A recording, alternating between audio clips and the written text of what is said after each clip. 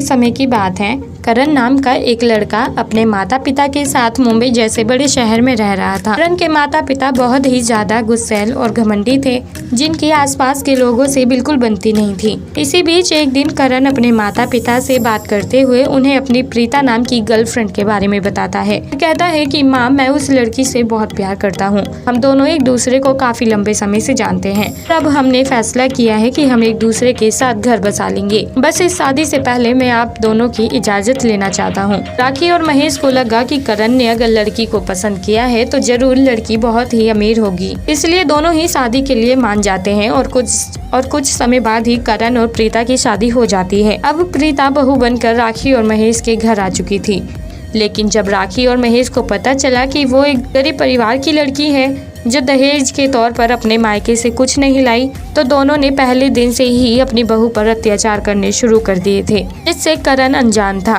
करण अपने पिता से पहले ही ऑफिस पहुंच जाता था और इसी दौरान राखी और महेश प्रीता को खूब खरी खोटी सुनाते थे और कहते थे कि गरीब लोगों की लड़कियां होती ही हैं अमीर लड़कों को फंसाने के लिए। ऐसा नहीं था कि राखी और महेश प्रीता को सिर्फ बातें सुनाते थे, वो तो प्रीता को कई तरह की चोट तक पहुंचा दिया करते थे।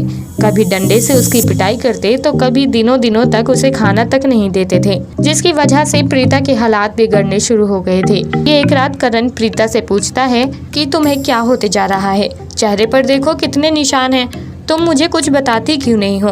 हालांकि प्रीता अपनी बात को छुपाने की बहुत कोशिश करती है, लेकिन करण की जिद के आगे वो हार मान जाती है और रोते हुए करण से कहती है, करण, पता नहीं तुम्हें मेरी बातों पर विश्वास होगा या नहीं, पर मैं अब मम्मी जी और पापा जी के ताने और अत्याचार सहन नहीं कर सकती।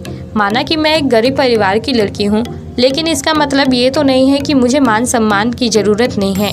प्रीता की ये बातें सुनकर करण बहुत गुस्सा होता है और अपनी पत्नी को लेकर अपने माता पिता के पास पहुंचता है और प्रीता को सभी बातें उसके सास ससुर के सामने कहने को कहता है। इसी तरह प्रीता एक बार फिर राखी और महेश के सामने करण को सारी सच्चाई बताती है।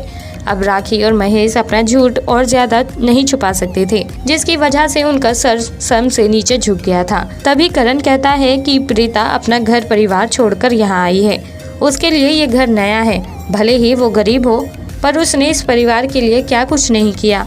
आप दोनों का भी कितना ख्याल रखती है और कभी आपके खिलाफ एक शब्द तक नहीं कहती। करण की इन्हीं बातों से राखी और महेश को अपनी गलती का एहसास होता है और दोनों अपनी बहू से माफ़ी मांगने लगते हैं।